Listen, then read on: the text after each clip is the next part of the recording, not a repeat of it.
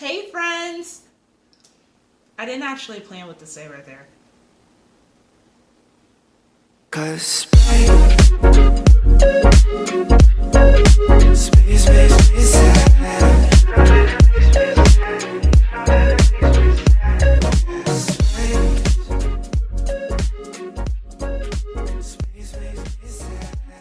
hope that you enjoy my dancing before videos, or else that's just gonna be for nothing. Hey friends, I'm going to start this video out with a disclaimer. Our wedding day was beautiful. We had gotten a lot of compliments. Our photos came out gorgeous. People tell us all the time that they had so much fun and it was well worth waiting throughout the storm of COVID. Now, saying that, I still have a few regrets from our wedding day that I really wish people would have warned me about before. Or actually, I have to admit that it was my fault because I did watch a couple of YouTube videos just like how you're doing now, and certain brides gave me advice and I thought that I was better than that advice, and I was not. So when watching these videos, I am begging you, please listen to these tips. The first thing that I would do over for the first thing that I would do over for my wedding day is confirm detailed text messages 2 days prior to the wedding. You want to make sure that you and your makeup artist still have the same idea in mind. You also want to make sure that if you have friends and family that are helping out set up before the wedding, that they're at the right place at the right time. I did have a list of friends who were coming to help set up, and a couple of them didn't come, which is fine, but it was just that thing of expecting people to be there and they didn't remind me that they weren't coming. Something had messed up in their schedule, or a couple of them had genuinely forgot and they showed up very late. So just confirming those texts would have saved a lot of stress. Number 2 is set up as much as possible beforehand. We were able to set up and decorate the wedding venue the day before the actual wedding, which saved a lot of stress. But the thing is that I did leave in my car the wedding this way arrow. I thought that I would have time in the morning because I'm typically pretty early, and I always said that I would never be one of those brides that are late to their own wedding or makes the guests wait for the bride. Listen, I don't know how it happened. You would have to ask someone else that's there, but yes, I was 15 minutes late to my wedding day, and that was before getting dressed. I had my makeup and my hair ready, but I still had to like shimmy into my huge ball gown and throw on my shoes and everything, and then still like catch a couple of breaths because I was panicking. I was late and I had totally forgotten about the wedding sign that was still left in my car. Now, we had people that were late and even missed the ceremony because their GPS dropped them off in a random place in the country. If I had just put up that sign when my gut told me to do so the day before the wedding, then a lot more people would have been able to celebrate with us. Number 3, I would add a lot more sticky notes. Now, I am an up-and-coming environmentalist. I try to save paper and eliminate plastic out of my house as much as possible, but I'm sorry, Earth, you gotta make an exception for the bride. I definitely would have done a lot more sticky notes on everything that we needed for decor or setup for the wedding. We had our signature mimosas to fit our hashtag #Backstrom Brunch. Now, to make our signature a little bit more special, I had ordered these candy rocks, and it's literal rocks that you just drop into your mimosa. We also had like these grenadine drops to drop into it, so it would have been like orange, and then it would have this red flame on top, and at the bottom it looked like lava rocks with the candy, right? And then when you drink your mimosa, you would get like this sugary, alcoholic, orangey, reddy goodness, right? But my guests didn't experience that. Not my caterer's fault, totally my fault because the caterer was awesome. I didn't put a sticky note. It would have taken 10 seconds to write, these rocks go into the mimosas, 1 scoop only.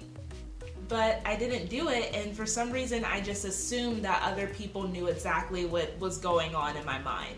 At last, the rocks weren't used, and somehow my husband dropped them anyway at the end of the day, so we will never use those rocks. Hopefully one day we will, or you get to use it for your wedding. Just make sure that you add a sticky note. My next one would be have a better example for your photographers of your ideal wedding day. My photographers were amazing. My videographer, not so much, but that's coming up in a later video, more tips for you. My photographers were so professional. They wanted to have the link to my Pinterest board to see what ideas did we have. I did a pretty good job in finding similar weddings that had a similar wedding venue like ours, but what I did not notice was that a lot of the pictures that I sent my photographer were focused on the bride and groom, whereas it was only the bride and groom in the picture. I was hoping to get more pictures of my family dancing, the kids running around in the yard kicking the ball back and forth, just to show the atmosphere so that our future kids will be able to look at the pictures and see, wow, this looks really fun. They had an awesome wedding. I could see everybody smiling and enjoying their time. We didn't get that, and that was my fault because I should have found more pictures that showed people just having a good time. A lot of the focus were focused on me and my husband, which came out beautiful, but I know what my husband looks like, and I know what I look like. I want to see what people look like having a natural good time. And if that is your focus, maybe your focus is more of the venue. Maybe you don't want people in your photos. Maybe you like bird watching and you have like a really cool venue with birds everywhere, and so you want more pictures with birds. Make sure that whatever is in your head, you're describing it to your photographer. I held back a lot for my photographer because I didn't want to bother them, but my photographers actually wanted as much detail as possible. So if you have a good photographer, let them know whatever comes to mind.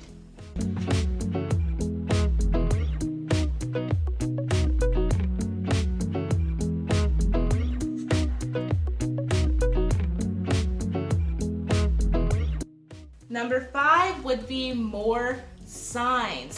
I thought I had a lot of signs actually. I went to Target a lot of the times to buy one of their chalkboard signs. I actually got a couple of packs of 4 chalkboard signs for only $5. So in my head, like, I had a lot of signs, but I didn't set out the time to write on the chalkboard, and like, that makes a difference. For our wedding ceremony, me and my husband are kind of strict, but we're also pretty laid back. The laid back part of us was like, you know what, you should be able to sit anywhere, right? And we were apparently too laid back because we didn't make a sign. So apparently that was a problem where people were freaking out on which side they should sit. Really just like sit anywhere. But I hate the fact that I caused even just a nanosecond of stress. So I wish that I would have spent more time making a sign instead of relying on people to say so word of mouth. Ooh, my biggest one that I wish I made a sign for that didn't even come to mind: please take food home. It's not like I want a million gumballs and M&Ms and cupcakes and bundt cakes and donuts and chips. That has been my lunch for 2 months since the wedding. I had this cute little table. In fact, you see like this white coffee table over here in the corner. We painted it white and gold to match the theme, and we had all of these like baggies and bowls and all, and it was set up really cute right beside the dessert area. Well, nobody took stuff home. They thought that they should just eat it there and that we would want a million snacks in our house. We had to have somebody bring their truck over so that we could just bring food. Definitely make signs for this kind of stuff. our hashtag. I have been hunting people down for their pictures. My venue was beautiful and people took gorgeous pictures, but they didn't put hashtag Bachelor Brunch. So anytime that I see one, I'm like, oh my God, you guys are so cute. Can you please put our hashtag? All right, actually that reminds me, do you already have a hashtag for your wedding? It's kind of cool to be able to go on social media and have a fun way of people tagging you and having this cool wedding album. It also creates a lot of hype. My family actually loved the idea of a hashtag. It made them feel like they were in this all exclusive little wedding party that they could celebrate later and show off to their friends. So what is your hashtag that you're planning? Go ahead and put it in the comments below. Or if you are confused and wondering what kind of hashtag should you have, go ahead and post your last name or your upcoming last name in the comments along with your theme, maybe some ideas, and bride to bride, let's help each other out. I did make I thought would be enough signs. I actually stamped the hashtag on the drinks, but I guess you can't have enough signs. Be like me, but then outdo me. Make a lot more signs with your hashtags. And our timeline. We had a very specific schedule to stick to because our wedding was separated into tiers to protect people from possibly catching corona. I explained the whole tier thing in another video. I'll put that video at the very end of this video. But because we were stuck to a very strict schedule, I did make a couple of very tall chalkboard signs with our timeline. Well, not everyone saw them, so I would definitely I only made 2, but they were tall. So I thought that more people would have seen them, but I should have made more, I guess. Maybe more signs to put on the door, because I look around and my granny Aunt Gerald is eating leftovers from the last tier. And I found her when I was going to the bathroom, hold up, nobody's even supposed to have food. How'd you get food? And she's like, I don't know, but it's a little cold. And it's well, that was from 3 hours ago. Yes, it's cold. They're making more food now. Why are you eating? So yes, have more signs. A little bit more communication on my part. I wish I would have told my venue that it is totally okay for guests to eat before we arrive. Again, me and my husband were kind of laid back. We wanted to just run through the field, and that's what we ended up doing spontaneously. We grabbed some of our bridesmaids and we're like, let's go running, woo! And then we came back to the banquet hall and nobody had eaten yet. It was because the venue was well, you as a bride, we thought that you would want to be introduced formally and then let everyone eat. And I'm like, no, I don't care, let them eat. But that was my fault. So I knew that for the next tier. Thankfully, we had 4 tiers for our wedding, so we did have 4 opportunities to get stuff right. But if you don't go that same route, make sure that you have ample communication with your venue. Oh my God, rehearsal. Just rehearsal. I thought that rehearsal was just practicing walking, and for the majority of us, we're pretty good at walking, so I thought that it would have been fine to not make it a big deal if people come to the rehearsal or not. Let me tell you something, it was. Me and my dad practicing walking. My dad was like, oh, so we're gonna walk down the aisle, right? And I'm like, yeah, Dad, that's fine, we're just gonna walk. And he's like, all right, cool. How about he starts 2-stepping down the aisle?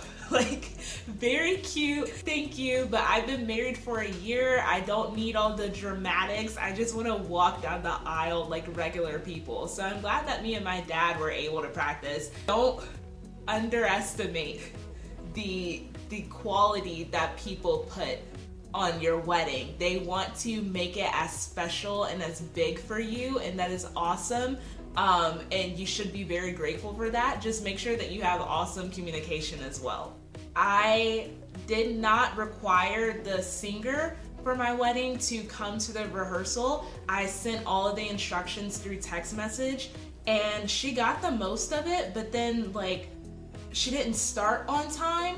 Her voice was lovely. I was a theater major, so I made it work. Because she started a little bit later, me and my husband, I just last minute, I had us turn to the audience, and while she's still singing the last verse, we're just like charmingly waving at everyone on the podium. Yeah, it was kind of a mess. My granny Pat, she's upset because she has like pictures of her with her mask on walking down the aisle, because she had forgotten that just for walking down the aisle with her son, she wanted to take off her mask, but she didn't. She still looks beautiful, but like she is really upset about that. So yes, you do need a rehearsal. It is very, very, very important.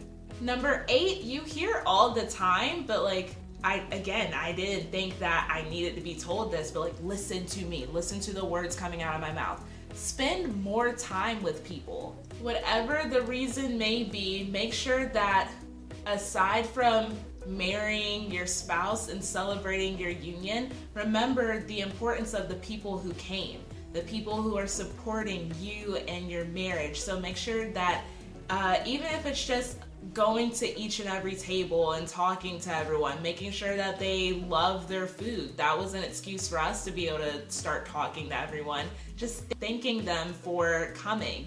And if you want to get out there on the dance floor with them a little bit earlier, make sure that you do so. These are the times that you're really going to remember for the rest of your life.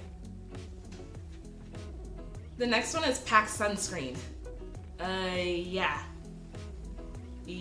Yeah, so like you see the skin, right? I don't typically think of sunscreen. I think of it as kind of an afterthought, like, oh, I should be good to my skin. Let me protect it with sunscreen. But it's not like a huge necessity for me. My husband is white, okay? I've never been white a day in my life. I thought that he would take care of his white things. I don't know what white things are because I'm not white, but at the end of the day, my husband's a man, so yeah, I have to think about white things as well, and that is called packing sunscreen. Our wedding was 12 hours long. My husband was red the first 2. Pack your sunscreen. It was not the greatest first day of our honeymoon. And number 10, don't let people tell you what to do. I know that comes off as like, duh, because there's a side of me that's very like, that's sassy, and my bark and my bite are the same. But then there's other times where people tell me what to do, and I'm like, oh, okay, I don't know what I am. Like, I guess you could just call me a Virgo. I don't really know why I'm on both sides of the spectrum. On the day of our wedding, my family members, some of them, they wanted to go inside the banquet hall early. They could hear the music, but they wanted to dance, which like you can dance outside on the patio. It wasn't hot or anything. It was nice, like cool 70 degrees. But they started complaining to my husband. And then my husband's running, opening all the doors and like, let them eat, come in. And then I'm like, no, don't let them tell you what to do. You need to stand firm. The reason why we plan this wedding is because we know how we want our wedding. But then I found myself falling into it in some aspects too, where people were just asking me, and because I wanted to be a great host of the wedding, I just followed suit. There are nicer ways to let people know, hey, I'm sorry, we can't do that. Or in fact, no, take that back. Do not apologize for how you planned your wedding. Say, I don't have a better idea yet. Maybe you should practice. Maybe I should practice too. But practice a nice way to say no. All right, friends, those are my 10 things I wish that I could take back. Regardless, I still had a great wedding day. And as another disclaimer, there may be a couple of things that you want to take back, but that does not mean that you had a bad day. You're going to have a beautiful wedding day. Try to keep these tips in mind, but if you forget a couple of them, oh well, it's fine. Have a wonderful rest of your day. See you later. Bye.